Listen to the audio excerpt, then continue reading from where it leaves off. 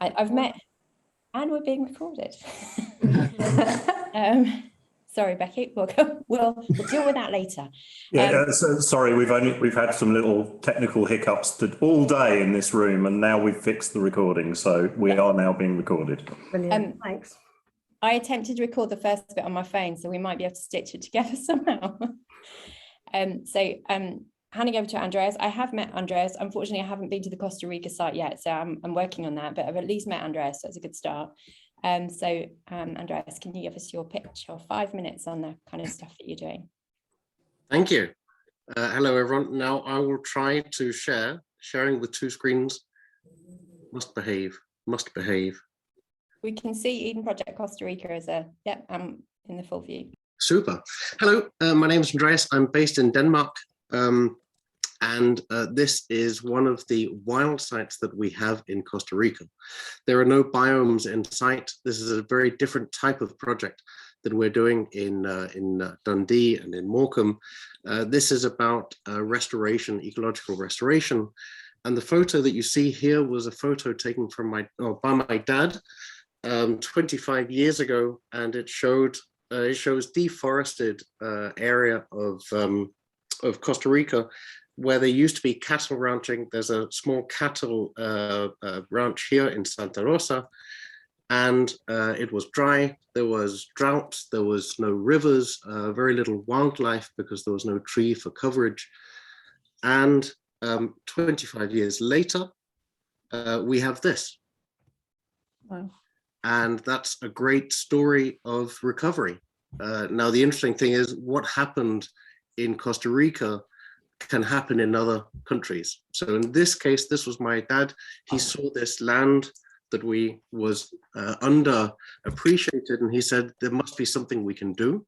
So he bought 3,500 hectares or 43 individual farms and put a fence around them, and then told some of the farmers to take care of the land so that it could recover to this state.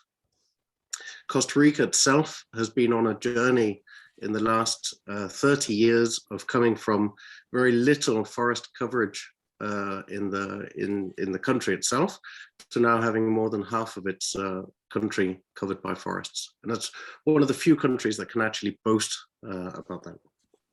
They've had success by this program called Fauna FIFO that was introduced in '97, where they paid landowners from a fund that was created by 3.5% tax on fuel. And so there was money available to pay landowners to protect trees. And that helped to grow the amount of area that was protected, and the trees could allow wildlife to come back. They won the Earthshot Award from David Attenborough and the Duke of Cambridge a couple of months ago. And here are some people who are very happy. The president is there, very happy for decisions that other people took 30 years ago. So happily receiving this award. The problem is that this form of conservation is fine to get to a certain stage, but it's actually matured now. And that's because you can't really, if you have 2 hectares of land, you can't really live off $150 or $200 subsidy that you get every year. So that's not enough of an income. And it means that people are just protecting existing forests rather than planting new ones. So Eden, with its involvement, is looking, how could you do conservation in a different and better way? So one of the options would be to have lots of tourists come, and they would then appreciate and see all of the turtles. This isn't from our side. We wouldn't do this. This is intentionally what we don't want to do. But that's the mass tourism that you can do to create incomes. That's not a good form of tourism. The picture on the right is much more our style in Costa Rica of showing what it is that we have and what we've learned with smaller groups. But again, tourism is fine, but you can only have so many tour operators in a given area. And so you have to find another way to be more scalable and get more people involved, and also allow for conservation to happen. So another approach that we are then trying is looking at sustainable livelihoods. So how could people live from the earth that is below them? and help reforestation with an income. So here we have a picture on the left is our colleagues, Jane and Blair, they're on the call today. They met with the Costa Rican president, Carlos Alvarado, and his first lady, and they were very supportive of what Eden is trying to do in Costa Rica, where on the right, you can see that we're working with Hotel Chocolat, and they and we are reintroducing cacao as a crop. Now, the good thing about cacao is it needs shade. So instead of the guava that's currently grown there, which is requires sunlight, so they chop down trees, here they're actually growing, we will be growing cacao starting next year.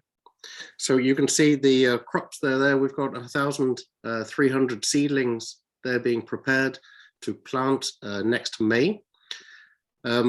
This is one of many projects. Jason, who's also in the room at Eden, he and I were working with the Harmony Project on education programs with local schools. We have 22 schools that we're piloting a new project with, and many other projects that we could do. The nice thing is there's lots of potential to learn. So the animals are coming back. There's the bottom left-hand side. Just this morning, I picked up new pictures from a puma that is roaming.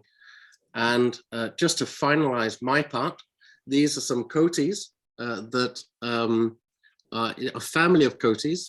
They are enjoying some nice grazing or grassing, foraging in one of the cameras that we've put in. So again, we're just starting to understand what's going on in the forest and what we can do to ensure that they can also live from the forest.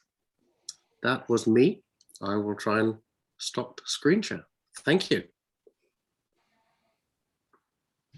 Fantastic. Thanks, Andreas. Has anyone got any questions on Matambú or Costa Rica? What Eden's trying to do with their wild sites? It's dry tropical forest. Is that right, Andreas? It is, and there are people in Eden that will attack you viciously if you call it rainforest. Dry tropical forest. Great. Yes, question from Karen. Can you hear me okay? Just about. The question was, did you get any kind of disagreement with what was happening on the ground amongst the local people? No, everyone's supportive, and that's because they can see, so they can see that Eden would like to help the sustainable incomes. With COVID, it's hit tourism hard, so they're looking for more sustainable incomes than fickle tourists traveling down from the US. From that point of view, everyone's been very accepting. We're just starting this pilot with cacao, and we've already got about 8 or 10 farmers that'd like to join our program. Great, thanks. And a question from Nick. Hi, fantastic presentation. And yeah, some really amazing pictures. Just a quick one, going back to that 3% tax on fuel, not that that was a singular driver, but I'm curious as to what the backstory is. That seems to be a bit of a foundational point in that journey, and it would be interesting to see how that could be replicated elsewhere. What led to that 3% tax coming through on fuel? That was a government trying to see how they could finance it where it wasn't part of a budget or government policy that changed from year to year. The thing that I had... You can follow up afterwards.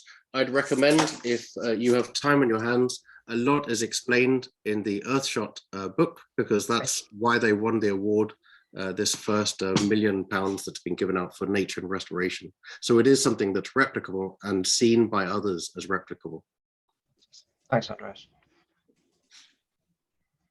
Great. I think if there's any more questions for Andreas, then pop them in the chat and we'll address that afterwards. We're going to go over now to Richard.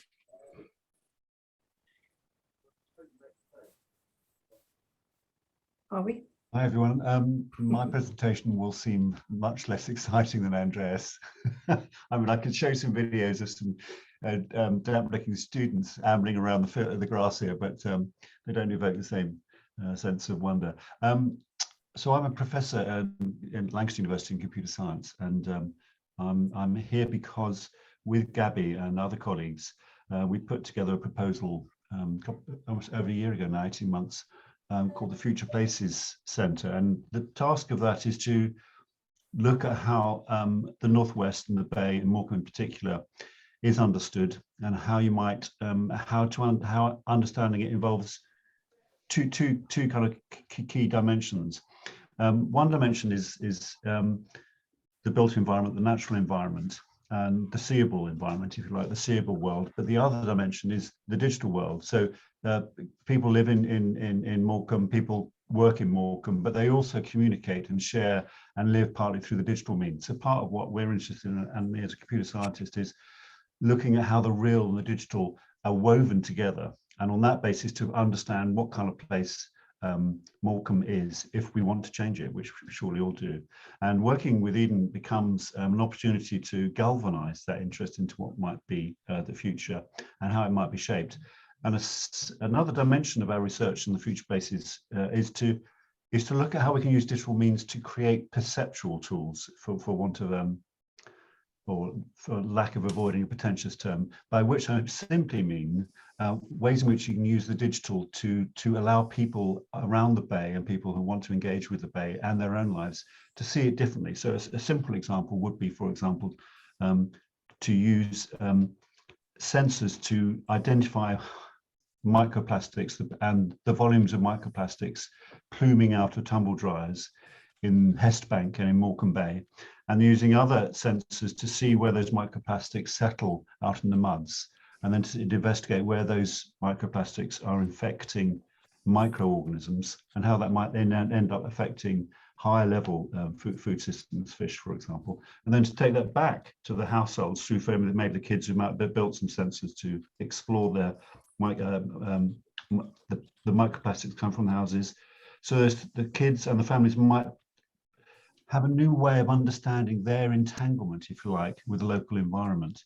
So the plan for the Future Places Centre is to come up with a bundle of different sorts of activities around that, around the idea of understanding the Bay differently, and then working with local communities and other partners to help shape and inform that trajectory. I should perhaps wrap by saying we have a bunch of different themes and research scientists, from people working with schools, the data scientists, through hopefully to engineers building new technologies, and perhaps even some anthropologists who will want to try and capture what that phenomenon is, the Bay. And we're currently also working on alongside many other projects, including, for example, Gabby is looking at I can't remember what's the name of the blueprint for recovery project. And one of the things we're trying to do there is to say, well, what is a plausible and informative description or account of the places we want to change? Because one of the problems we have in change is Andreas' father, I think you said, saw a landscape and saw straight away that the landscape needed remediation. I look at the Bay and I see a strange, alien, sterile world, and we get told off by people here on this call, like Susanna, who say that actually underneath the mud is a life. I don't see that life. But likewise, I see Morecambe and I think of a declining seaside town, but actually, if you look at it carefully in terms of social geography, it's quite a well-off town in comparison to some of the other towns around the Bay. So one of the things we're wanting to explore is, well, what is the benchmark that we need to reference to know how to what might be the measures of success and change through working with Eden or through other procedures. So I'll leave it there. Thanks, Richard. Well, that was surprisingly time, Richard. Well done. So do we have any questions for Richard? Nick still has his hand up, but I think that might be, I think it's going to go down now. Does anyone else have a hand up for it? I can't see any. I haven't got a hand up. It's Tim here. Hi, Tim. I've got a very dodgy internet connection as well, but I was just going to, it's slightly rhetoric, because I think the answer is yes, but you know, how we could use Eden North to be a dashboard for all of that stuff, and let people understand the health of the Bay, you know, kind of actually sort of see it as a life support system and display it in a way that's kind of really understandable for everyone. Yeah, absolutely.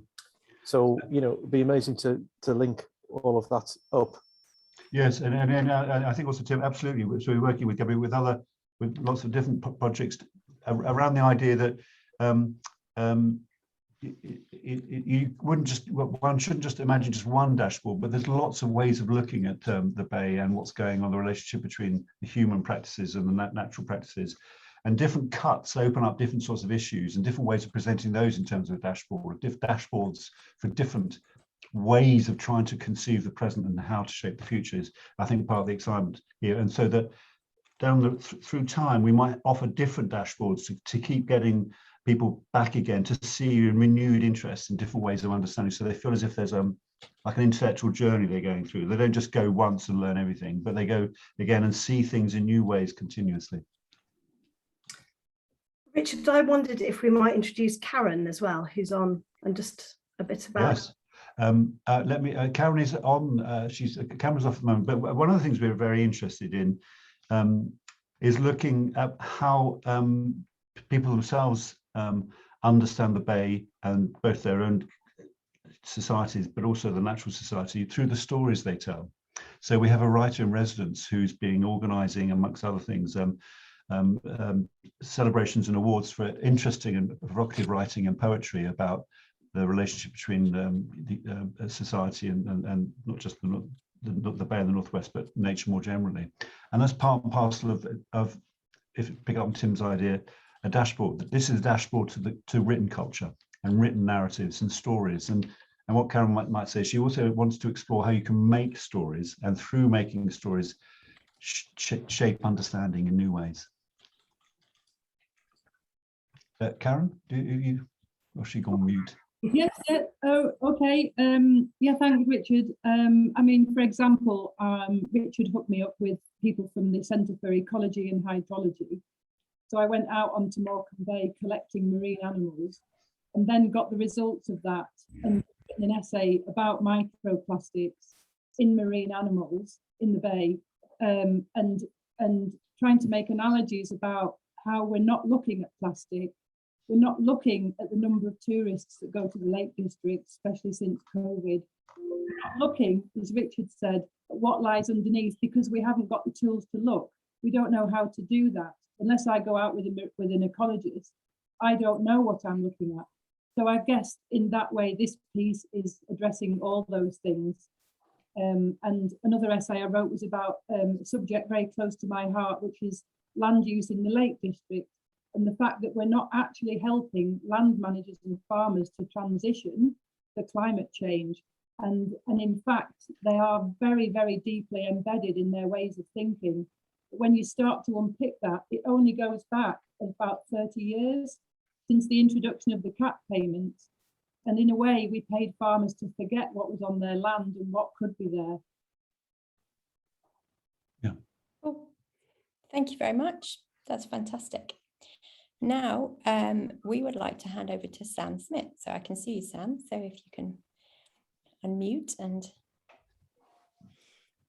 Yeah, hi everyone. And yeah, really, I kind of wanted to interrupt the last conversation and say, well, that'd be great to do this and next one, but I know some of the conversations around kind of stories from the Bay, live data feeds, dashboards they really do have a genuine home with what we imagine. And I love that whole idea of how do we create data flows that you kind of see the invisible of the Bay, but it genuinely tracks to your own life as well, so you can actually see your own impacts in it as well. So loads of interesting stuff for us to talk about in due course, but I guess my task is to try and give a bit of an overview in a couple of minutes of where we are. And my role at Eden is I kind of head up the content and creative teams that start imagining what our projects and destinations could be. And I thought what would be quite useful is maybe just to give a little bit of an overview of kind of the headline kind of mission, themes, objectives, and how that kind of cascades down, so you can understand what we're trying to achieve rather than go into detail about exactly, what the visitor experiences are. I'll give you a quick overview of those as well, but I think those are for us to actually be playing with and honing together at a slightly later point. But I think, as you all know, Eden's mission is to transform the relationship between people and the natural world. We've entered a planetary emergency, and Eden projects try to catalyze this kind of movement that helps foster a state of planetary well-being and bringing health back to the communities, environments, and ecological systems that kind of welcome us into that space. And with Eden Cornwall, we use plants as the main medium to tell that story. But within Eden Project North, obviously, we want kind of the main things to be driven from the Bay. And for us, we really want to celebrate the natural rhythms of the Bay to reveal and engage with the wonders and perils of the world like never before.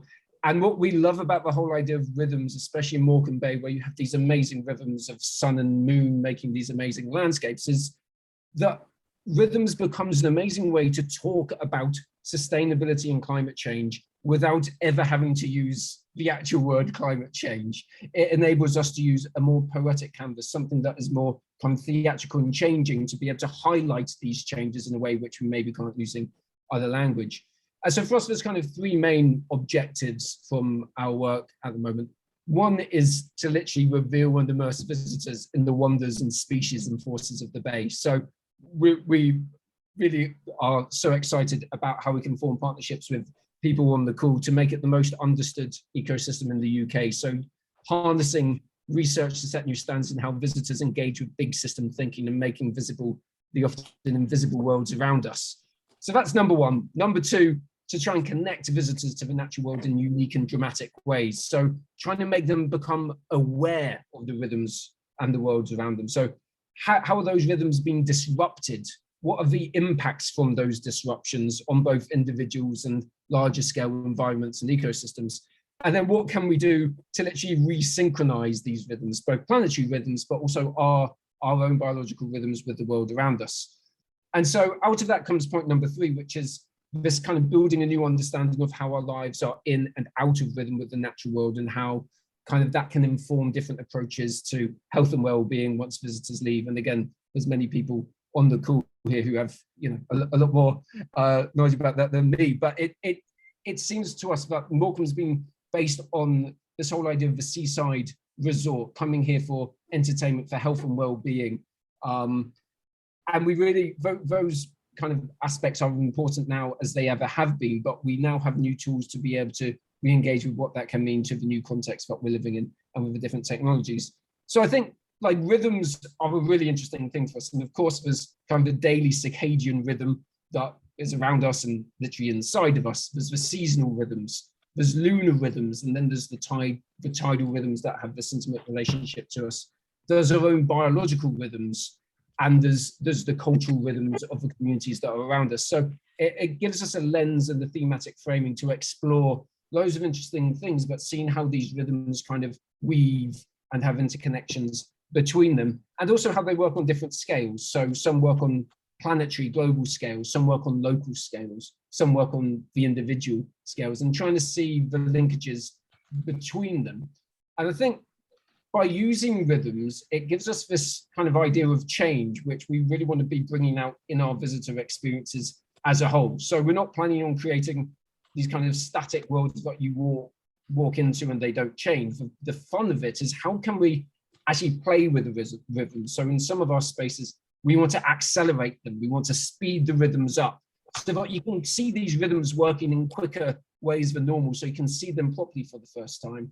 And it also allows us to play with breaking those rhythms in different ways. So how can we go through a whole kind of 4 seasons in 90 minutes? How can we change the lunar cycle in 90 minutes so that people can see these rhythms in a way they're not used to?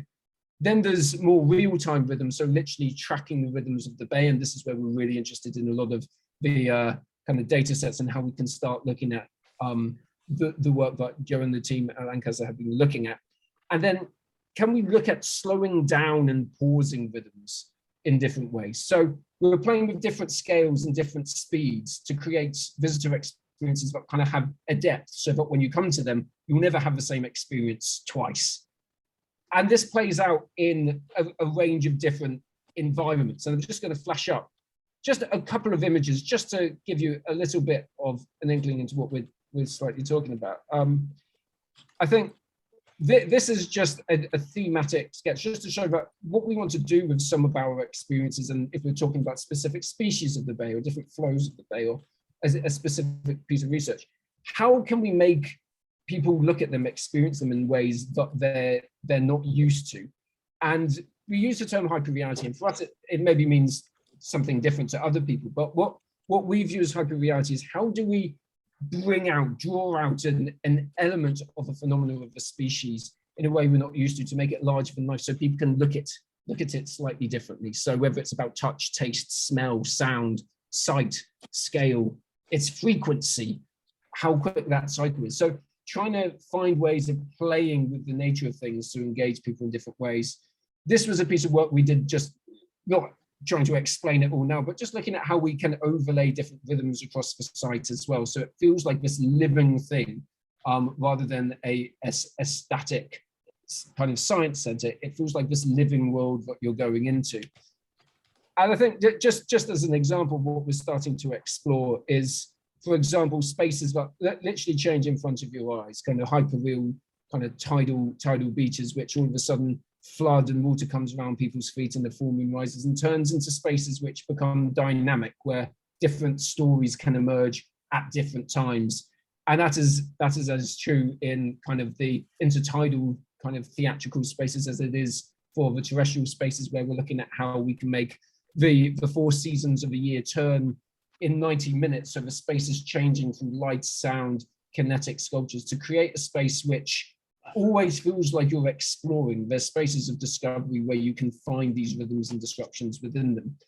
And on top of that, there's spaces where the Natural Observatory is a home, which we've been speaking a lot with Joe and others about, how this space is where the rhythms are kind of in real time. We can look at the bay properly without distractions and start engaging people with the flows, the invisible cycles around us, so that different spaces can play with different types of exhibits and theatricality based on the best approach to telling that story.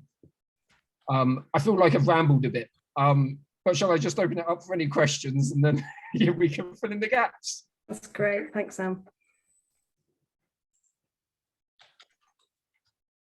All these talks are just flavors of the types of work that are going on. So if any questions come to you afterwards too, then. Adrian has got his hand up. Quick question, Adrian. Yeah, no, but very quickly. I mean, that was great, really, really exciting and inspiring. I guess one of the things to, quite a lot of what humans are doing to the planet, it could be quite negative in terms of the disruption to the rhythms and biodiversity and so on. So I suppose there's I'm not sure it's really a question, but there's a need to have an enjoyable visit as well as a thought-provoking one. I just wondered how you were going to balance those things. Yeah, no, it's a really good question. I mean, some of the work we've been doing recently, for example, with in Dubai, where we were creative directors for the main sustainability pavilion, is kind of trying to use kind of behavioral insights to how do we tell information to people at certain times that doesn't make them despondent. So yes, we need to have ways for people to acknowledge something bad's happening here, but not pointing fingers. We want people to be exploring these dangers, these disruptions, and then offering kind of clear ways of how there's hope, how you can get engaged in the solutions, both at an individual level and on wider levels. So we really do want this to be kind of a platform to start engaging with those genuinely regenerative things that are happening, in people's homes, in communities around the world. And that's kind of a fundamental part of what our next level of exhibition design is going to be, is how do we get that timing in a world that's always changing to make it feel like a really exciting, fun place you want to visit time and time again, but it still is infused with that emotional engagement, with that meaning. I think part of that is, yes, by creating something extraordinary, but also looking at how we layer in kind of human engagement with performance, with amazing docents like we do at Eden, and create multiple leveled types of engagement for different audiences. Thanks, Sam. I mean, is it a very quick question, Richard? It never is. Maybe you want to put it in, can you put it in the chat? No, I was going to say, actually, to Sam, I think one of the things that the Bay might be, and with your involvement in Eden, is also an engine for the creating powerful metaphors that society can work around, and the rhythms is a cool one. Absolutely. That was all I thought I'd say, Jay. Is that too short enough? Brilliant. Yeah, no, thanks, Richard. Thanks very much, Sam. I think we need to move on to Alison, don't we? Yeah. Just going to share my screen. Okay. Can everybody see it? We can, although it'd be better if it was in presentation. There we go. Thank you. There you go. Okay, thank you.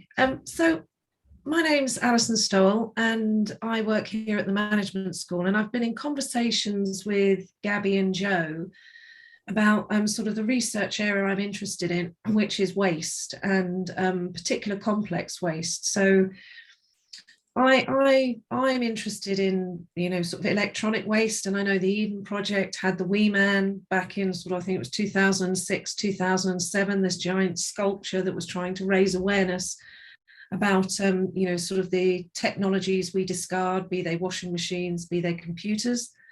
I'm interested in flexible electronics, and they can be used in wearable technologies, such as, like your Fitbit, for example, and they can also be in clothes as well.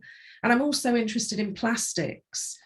So I am an organisation and management researcher, but my fixation is on waste. I'm working in the interdisciplinary space, because for me, this is such a complex phenomena, and I think it's a mirror almost for who we are as individuals, who we are as sort of societies, and who we are as organizations in the world. So the reason for putting those collaborations is I have my fingers in a lot of groups, because the key is trying to actually resolve these challenges. Now I don't know where my mouse is. Right, okay.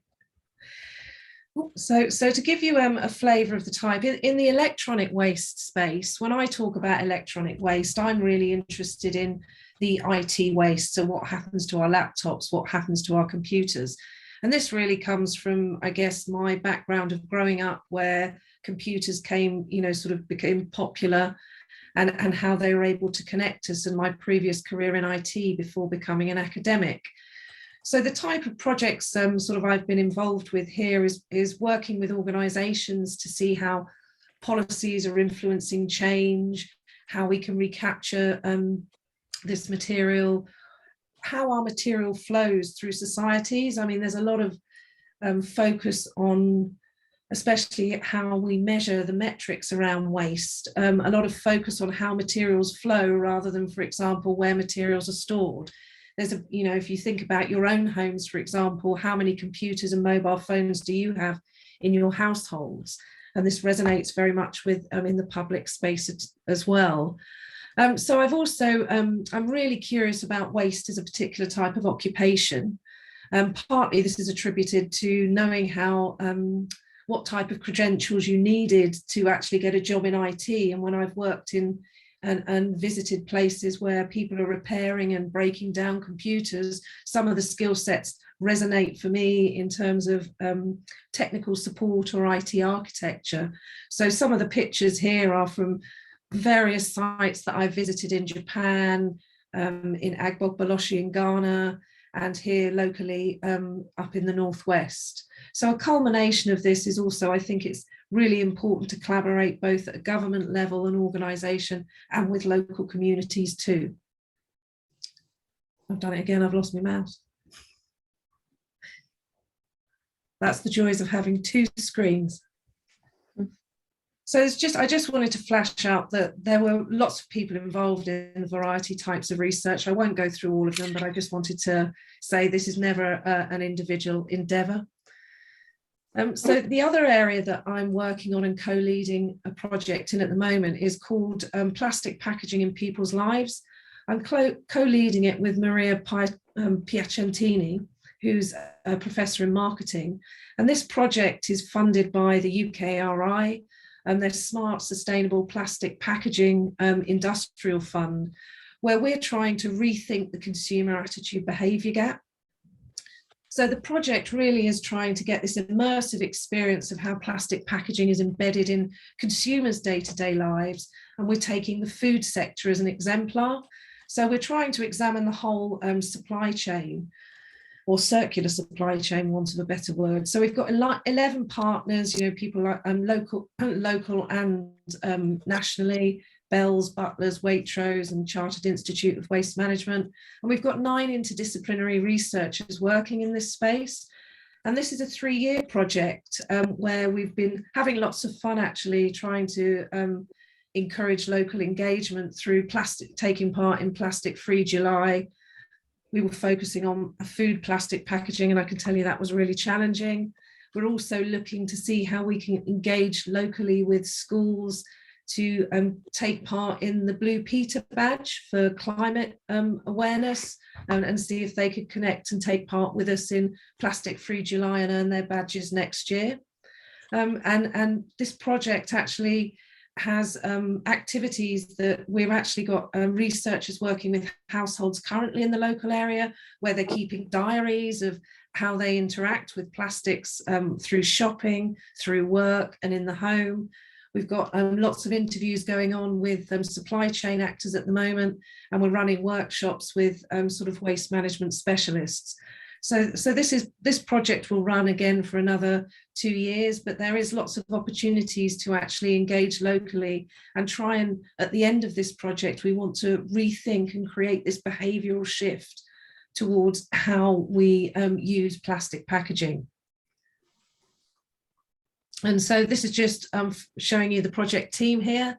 And I think I didn't mention, but we're in our second year of the project at the moment, so we've got another 2 years to run. We also have some great researchers here who are also working in the plastic and circular economy space. Some were actually with the MSF Leverhulme Doctoral Training Centre, which Richard looks after. Some with the Global Centre of Eco-Innovation here at the Environment Centre at Lancaster. And they're also doing some really interesting things around single-use plastics and trying to understand how you bring groups and organisations together to resolve this. We've got 2 researchers looking at single-use coffee cups, one trying to look at one chemist that Kolind works with closely, who's trying to actually develop the coffee cup lining, and Kolind's trying to explore, or is exploring, how we manage and the introduction of the potential of next generation plastics and new coffee cups. And Mark's doing some great stuff around circular economy and luxury fashion. How do we actually sort of encourage people to slow down the consumption here? You could have actually lots of debates about whether that is actually circular, but it's a great project. Richard's already mentioned, you know, we've got work going on in microplastics, and we've recently, Phil's just joined us to actually look at sort of infrared plastics, infrared detection for black plastics in engineering. So I think there's lots of opportunities to collaborate, both in, with Eden, in terms of the interest around raising awareness about our waste and how we can recapture and reuse resources, and also we could engage with some of the local activities we're doing around things like the Blue Peter badge and Plastic Free July. So that's me done. Thank you, Alison. Does anyone have a question?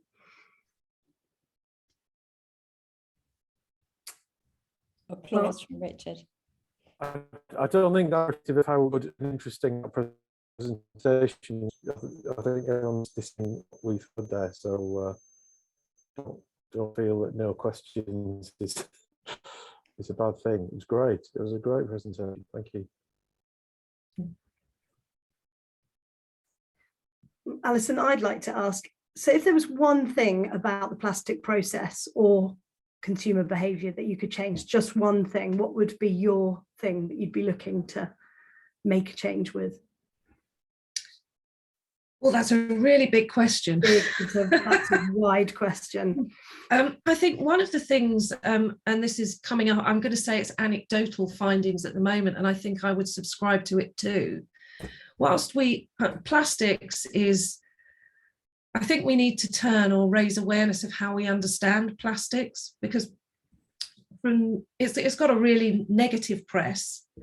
And when you speak to different people, it's homogenized, the materials. So I think there's work that needs to be done in understanding whether a plastic is necessary. So, for example, you know, we know that there's a lot of around, you know, we don't want to see bottles, crisp packets in the ocean, for example.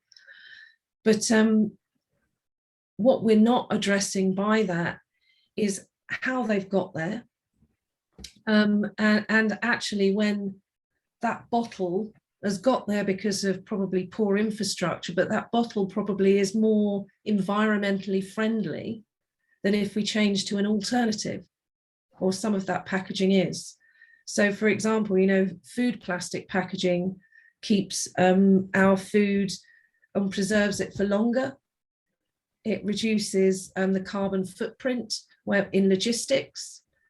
And some of it is, at the moment, until we have alternatives, is seen as necessary. So I think there's something in the space about re-educating around the language of plastics. So that would be my top thing at the moment. Thank you.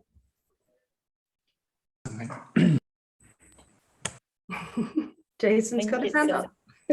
We're off. We're off. Yeah, just a very quick question. Alison, have you or anyone illustrated the flow of materials that you talked about? Has anyone captured it in any kind of illustration?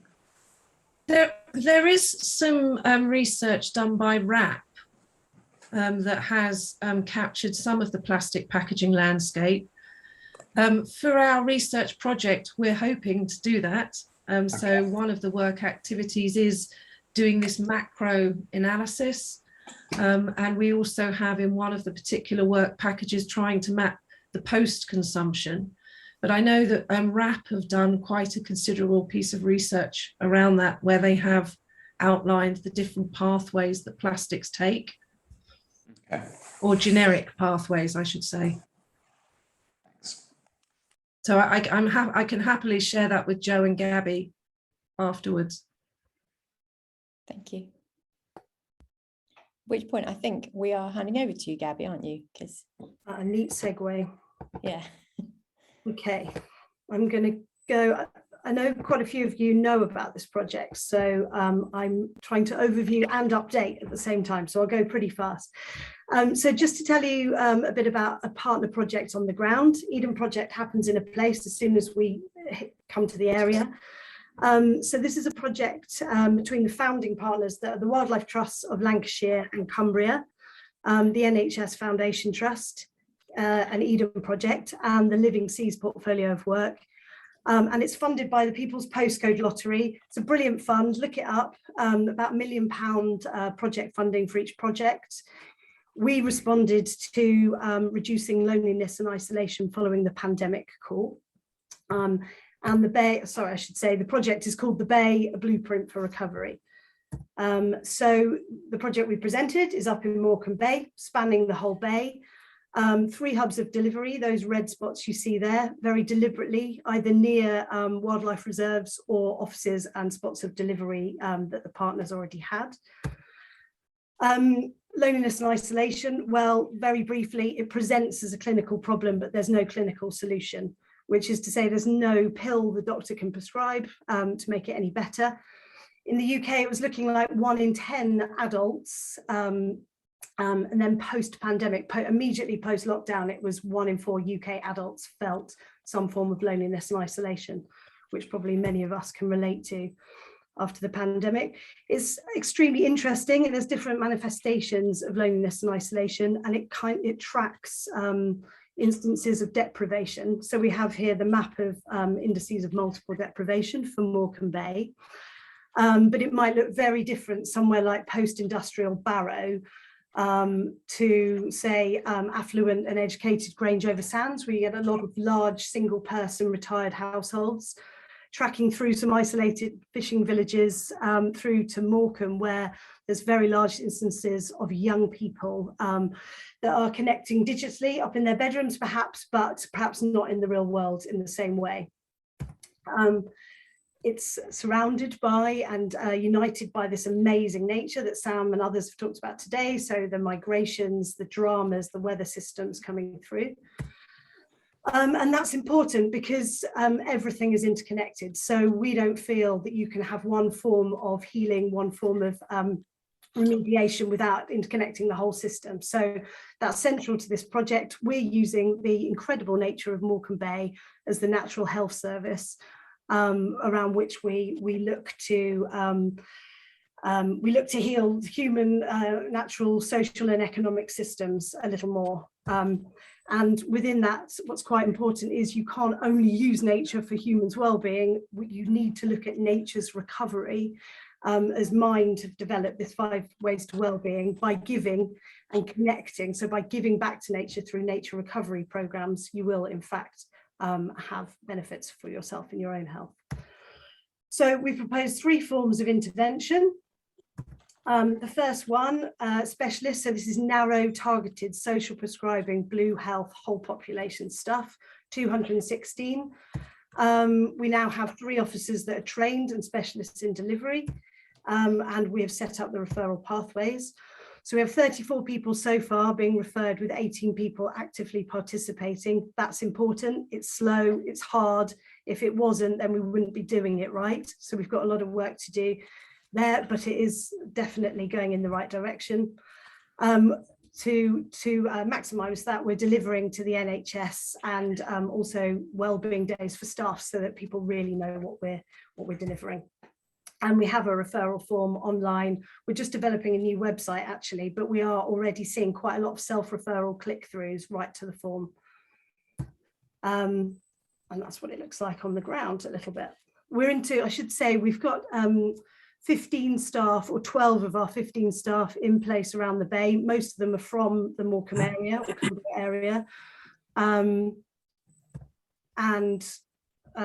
Yeah, and we've got a few more things out now for interview. So we'll have 15 members of staff soon.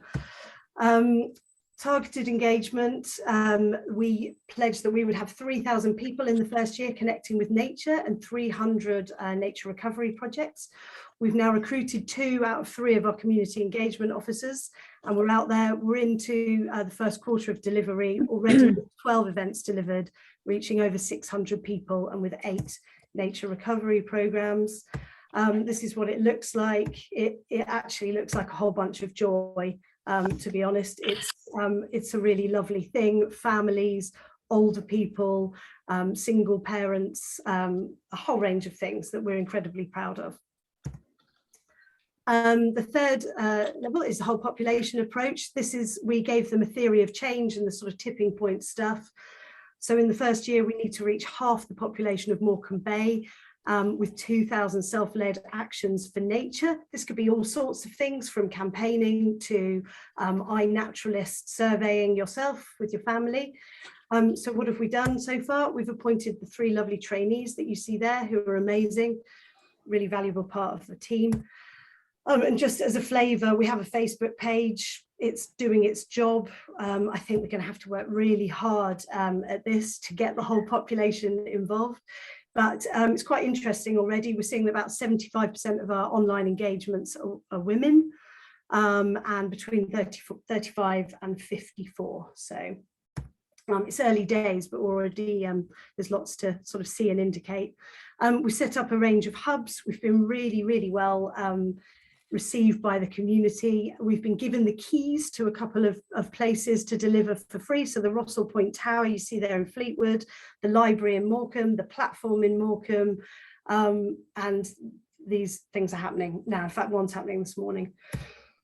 What are we hoping the impacts of all this will be? Well, blue health, blue and green health, whole population level stuff. It's the first quarter. We recruited in September, late September, so it's very early days. What I did want to say was that this is also about reimagining seaside coastal communities, and we're hoping to create a blueprint that will inspire other people. I mean, historically, it seems to be mostly about mitigation of deprivation and post-heyday coastal communities, and we're saying actually these places sit on some of the most wondrous nature that our island community and other countries have to offer. So we're going to create a blueprint, and we're going to take that out to other coastal communities within our network, try and inspire. And I think that's it from me now, with a bit of an update. Thanks. Thanks, Gabby. Really great stuff going on in that space, and so quickly, you know, in terms of getting these things up and going. So it's really great to see the progress. Questions? someone's Ros Haya. The name of the Facebook page is the Bay Blueprint for Recovery. So yeah, please find it and like it and share it. There will be, at the moment, we've got a page on Lancashire Wildlife, well, a few pages on Lancashire Wildlife Trust's thing, but we're creating a site. So that will go live on the 10th of January, and that will make there'll be a calendar of events for all the activities, the well-being and the community, and the digital engagement stuff. So I'll share that. Wow. Thank you. And if you're not chatting, mute's still good. We've got a couple of people with tickly coughs in the audience, I think. So, you know, it's that time of year. We are now handing over to Andy. The original program said Jess, unfortunately, she wasn't able to make it at the moment. And Andy, who has just started work pointed to Eden this week, also got nominated about an hour and a half before the session to cover a very exciting project that is launching on Friday. So thank you very much, Andy, for last minute helping us out. And it's going to be great to hear about this great new project. Thank you. Okay, cheers, Joe. Yeah, hi, everyone. As Joe said, I'm a senior research associate appointed by the university to develop and work on projects with the Eden Project North as a partner. I did just start the role on Monday, so excuse me if I'm a bit sketchy about some of the details. But one of the projects I'll be working on is called Quench, which Jess was going to be talking about today. And Quench stands for the quality of urban environments, nature connectedness, and health. And the project is about linking those three elements together. So there's loads of research that shows that contact with nature has physical and mental health benefits, as we've heard from what Gabriella was saying. Obviously, COVID and lockdowns massively heightened our awareness of this. But more recent research on nature connectedness suggests that those benefits don't just automatically come from exposure to nature or time spent in green spaces, but they're dependent on the ways in which people engage with the environment. So there's an interactive, relational element. But there's a lot less understanding of how the quality of the environment affects nature connectedness. So, for example, how ecosystem health or water quality or biodiversity levels affect how we notice and how we physically, mentally, and emotionally connect with nature. And therefore, via nature connectedness, how ecosystem quality affects human health outcomes. And this kind of lack of understanding is particularly prominent in relation to urban areas. So globally, most people live in towns and cities, but compared to rural landscapes, urban ecosystems are woefully under-researched, especially given their complexity in terms of things like introduced species, fragmentation, lots of different microclimates in really small areas, high levels of pollutants and so on. Right, so we want to know about how the properties of urban ecosystems contribute to nature connectedness or the lack of it, and thence to health outcomes, and especially to health inequalities. And to answer that question, we're building a multidisciplinary cross-sector network. We're bringing together academics from environmental, social, and health-related sciences with the planners, the policymakers, the health professionals, and the NGOs and so on, who are dealing with these issues on a day-to-day basis. We're going to convene a series of 5 workshops in spring next year, which we're about to issue a call to participate for, so look out for that, for 40 participants. And they're intended to build up a picture of our knowledge base and the gaps in it, and the opportunities to bring together methods and skills and experience from different disciplines and sectors to start to address those gaps. And some of those opportunities will then be put into practice, because one of the key outcomes from the workshops will be 5 proof of concept studies. These studies will be developed by the participants themselves in the workshops with the help of expert mentors. Their proposals will get pitched to the network as a whole in the last session, and the network itself will vote on which ones to take forwards. So those studies will last for about 6 months. They'll be funded by the project, by Quench, and then when they're completed, we're going to host a reunion and a feedback event to help to try to secure some legacy for the project. So The idea overall is to sow the seeds for long-term collaborations and to provide a direction and a set of resources for a new research and practice community. We're going to do that through a paper and a briefing that highlights those key knowledge gaps and the opportunities for bringing different methods and approaches together. And that's going to be combined with an online repository of like methods and tools and resources and challenges related to the area.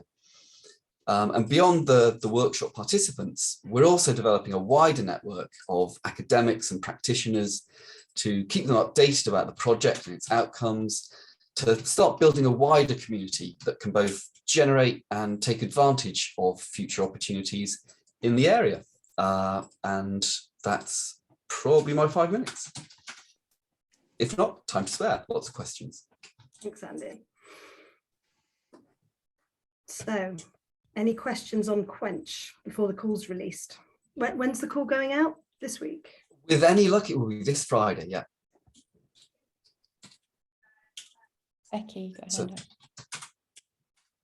Hi, Andy. Thank you. That was super interesting. I guess my question was about whether, as part of your project, as well as looking at like the quality of the environment, that, you know, whether that affects people's like level of nature engagement. I was wondering about, is there something about skills or about activities or like helping people know? I know it sounds like kind of crazy, but I guess my interest in this has come from like kind of nature-based craft and things. And I've seen that when you get people involved in kind of coppers in projects, for example, like weaving with like willow products or kind of carving like in woodlands, when you get, or even forest school and like nature play things, when you give kids and parents like a few ideas of what you can do in a space, like it dramatically becomes like much more of a multi-dimensional kind of engagement and is really good for kind of health and well-being and kind of connectedness and stuff. So I just wondered if there was any element of like what is going on in the space and kind of testing that out a bit as well as the space itself.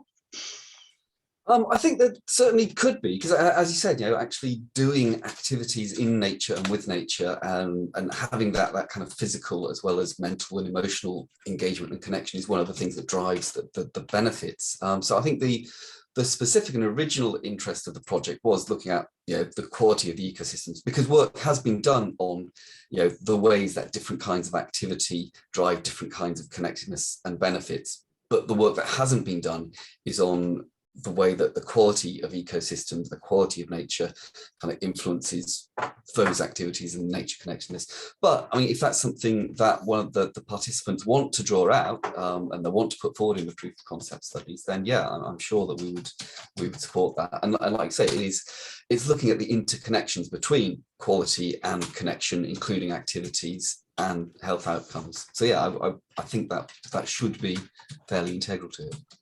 Thanks, Andy.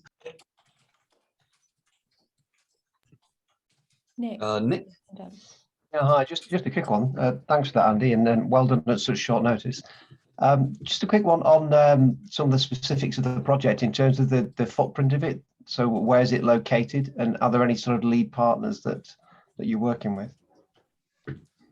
One of the lead partners is the Eden Project, obviously. It's run, the workshops are going to be online, so it's kind of located virtually. It's located, the lead academic partners are us at Lancaster and Liverpool University. There are some other lead partners I know that were involved in the bid, but Joe is going to have to answer that for me, I'm afraid. We've got some people involved in public health. We've got councils, we've got organisations like Friends of the Earth. So it's a really broad range of, our stakeholder list is massive, basically. So we had a few people that gave quotes and were very engaged in the original conversation, and then lots of others that we're contacting now. And it's funded by NERC, so they're also engaged. There's a question from Karen in the chat as well, which is about whether there's an issue not just about connecting people to nature, but also making sure that nature is not put under extra pressure from human presence. And yeah, certainly so. One of the things we are looking at is not just how to secure better outcomes for human health and reduce health inequalities, but also how this can be used to generate environmental benefits. So it's about nature's recovery. Again, as Gabriella was saying about the blueprint for the bay, it's about nature's recovery as well as kind of human recovery and human health, about ecosystem health as well. So yeah, definitely, it's not about exploiting nature for human ends. Andy, there was a comment from Mike to Pleasure in the chat there about all the work that's been done in this field at the European Centre. So I will hook you up with that after this. I've sent a couple of papers already, but there's a whole body of work there. That would be fantastic. Thank you.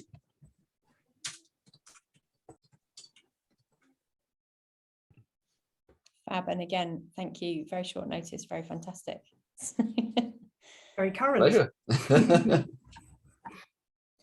Is it all right to just clarify, because I saw Karen's comment, was Mike answering that one, or is it from a previous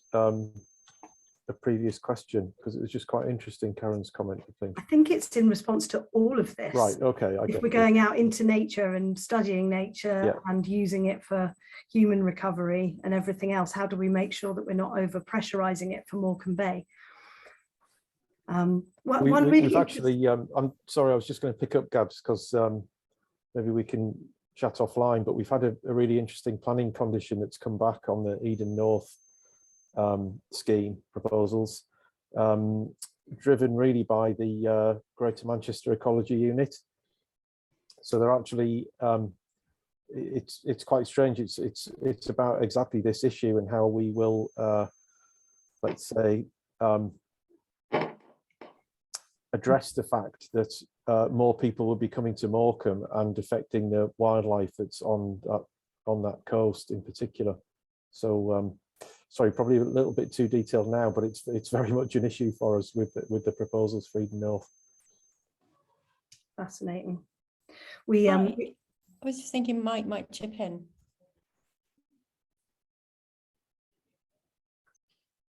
Yeah, I will.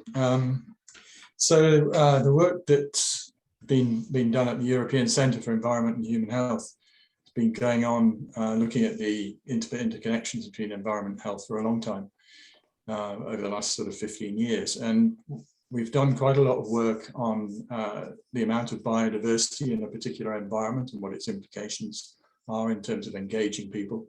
We've also done work on people visiting places like the National Marine Aquarium, where they've looked at the tanks which contain different kinds of fish and lobsters and crabs and all the rest of it, and the levels of biodiversity in each of the tanks in relation to the public's engagement and reactions to them. So that's a very simple description of some really quite complicated work over a long period of time. But you might want to check that out on the European Centre's website. This whole issue, though, about getting people to engage with nature and the negative impact that it then has on the nature itself is something that's been also going on a long while. Natural England, who the conservation agency for England, were really interested in promoting access to nature, because they felt that the more people who spent time in nature, the more they would come to appreciate it and therefore want to protect it. And they were flogging the idea that we've all been putting out now, which is that nature is very good for you, it encourages your physical health and definitely improves your mental well-being. So, you know, there's all the positive side of it, but the negative side is that you impact nature.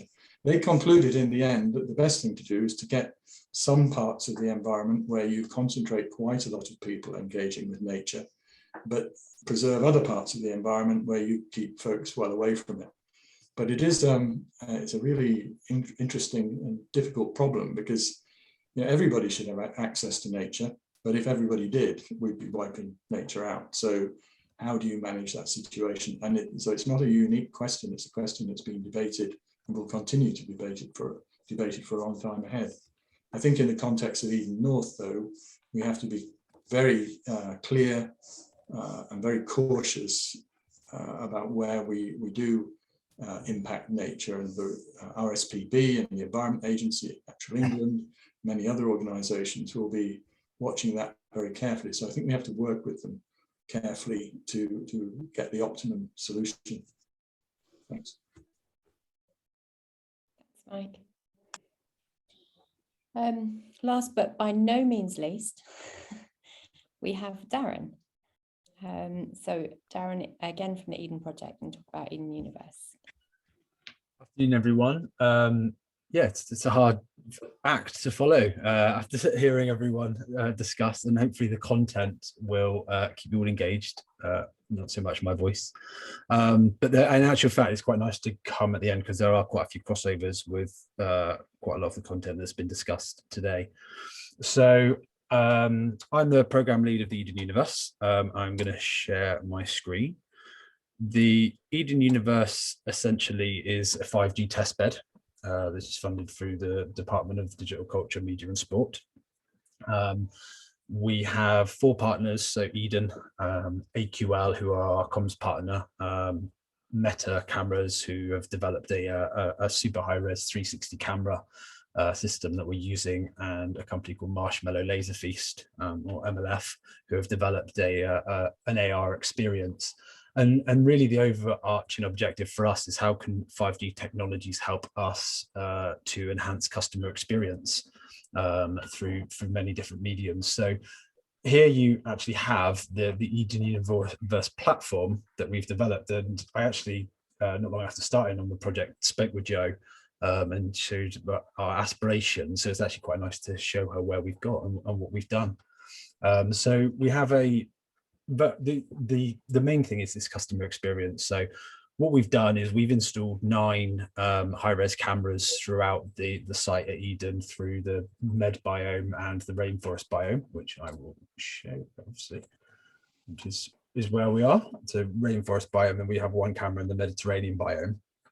And then with the interpretation team, and Sam was a big part of it, and the team on site, we've put together a on-site augmented reality experience where sample groups can come and they get a guided 90-minute tour with a storyteller through the rainforest biome, where they have this experience where they do breathing exercises and utilizing an iPad and a headset and narration and soundscapes. And let's say the in-person storyteller, they get to see the world through different eyes. So initially they get to see one part of the rainforest as a bee, then a mosquito, then a bat, and basically how those animals see the world differently.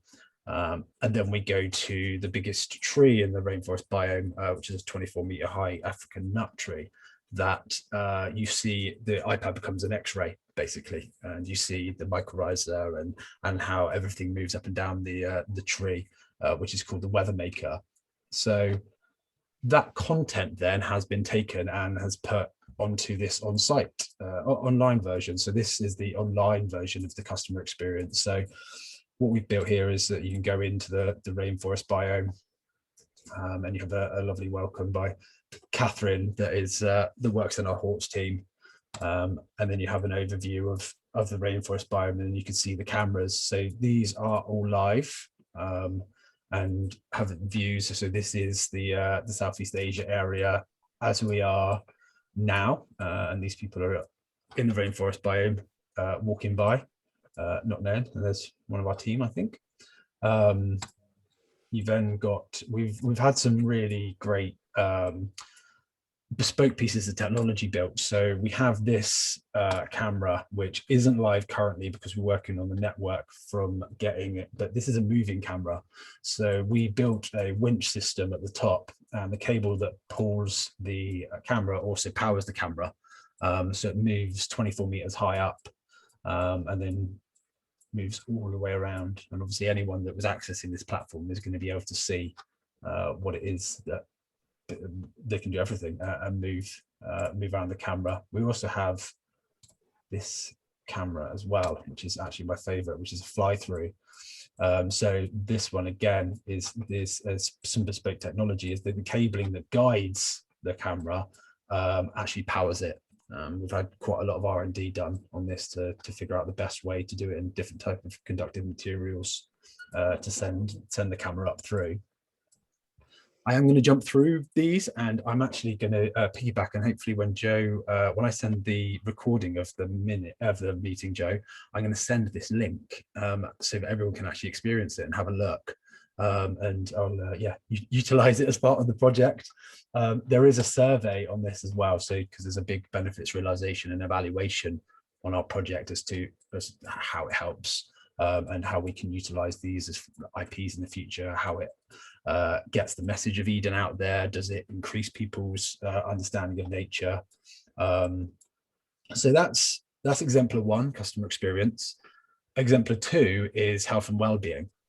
So we utilize this platform, and as you can see at the top, we've got a thing called Virtual Nature, and we are deployed in 3 different care homes. One care home has 8 iPads, one care home has a projector screen, and then one care home has 2 virtual reality headsets, and are showing all this content for residents of the care home and evaluating, again, how it increases their lives, how it increases their relationship with nature.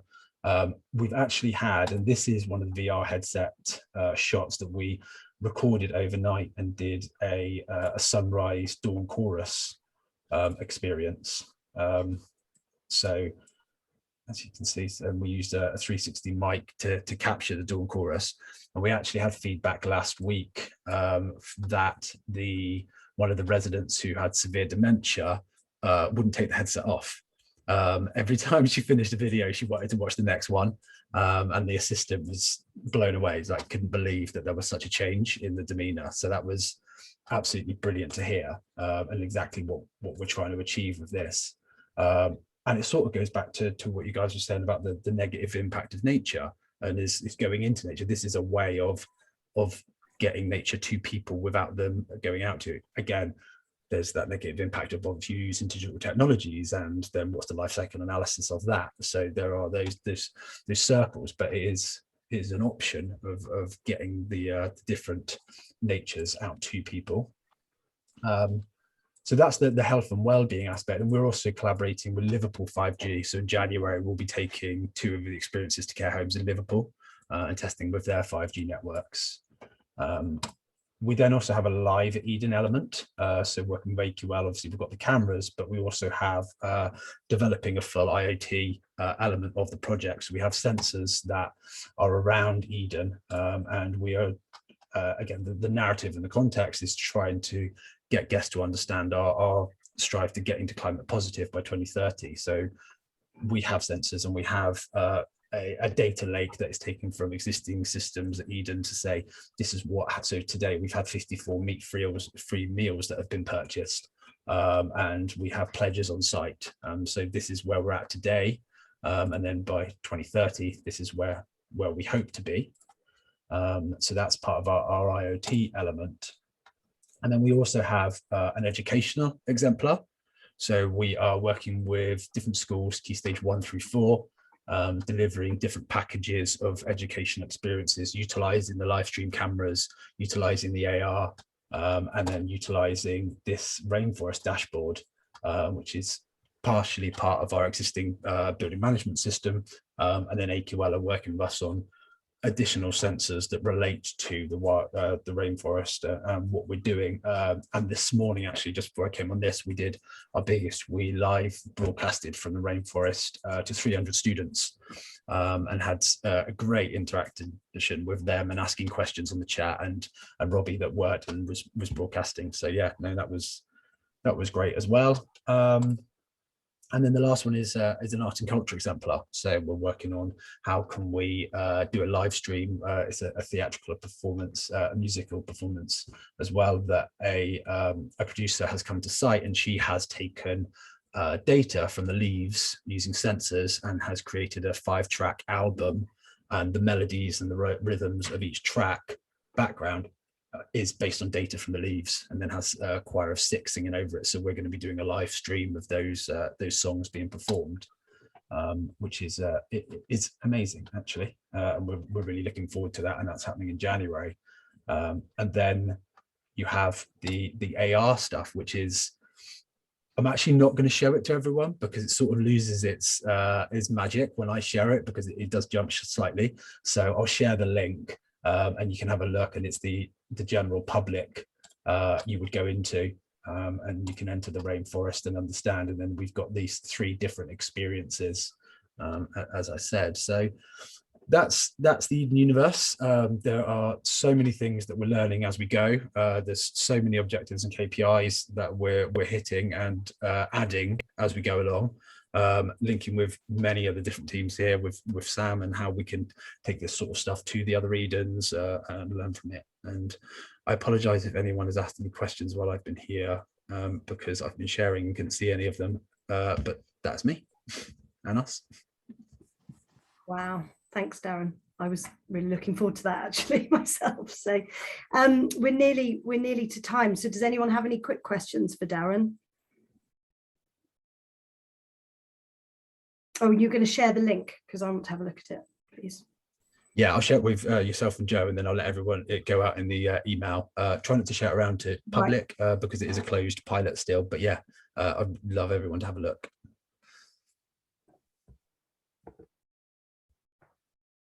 Dashboard. Just reading Adrian's comment there. Yeah, liking the hidden data stuff, heading for 2030. Yeah, and some learnings there perhaps for Eden North and the data dashboard that Tim was talking about. Yeah, I think that's what I was wondering about really, because in some ways this gives you new perspectives that you wouldn't see. You can go up the tree, you can fly through the thing, which is quite exciting. But and maybe you can get excited about going to visit and various other things. But I think that sort of how many meals purchased, things you wouldn't otherwise be able to uncover. I think that's quite exciting as well. So thank you for that. So I hope everyone agrees that in lieu of all being able to get together in an actual place and sharing this and having a proper look at it, then at least this format, this virtual common room gives us a flavour and an overview of some of the work that's happening. And I think there will be others. So Joe, I think we want to thank all of our speakers for today.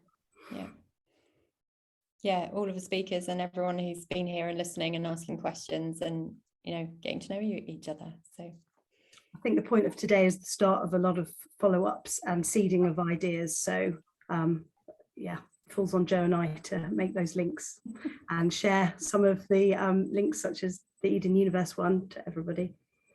And some new rhythms.